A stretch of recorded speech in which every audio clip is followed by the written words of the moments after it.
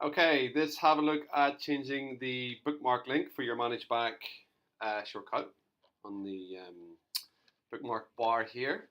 I'm actually using a FireFox browser, so it works pretty similar in Google Chrome, but we'll just focus on Firefox for this video.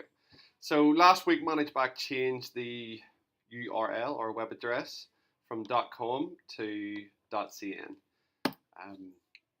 The reasons for that is to improve the performance of ManageBack, so it should be quicker when we load it up now. This is what happens if you click on the old bookmark. It brings you to this page here, so we'll need to change that.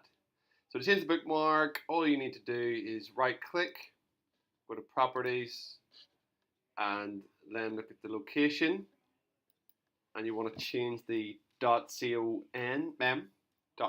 to .cn, which is China, and then make sure you do not delete this / here. So it's .cn / login.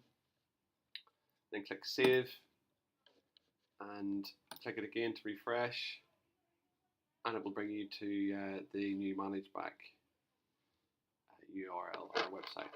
And that's it. That's how to change the bookmark URL in Firefox.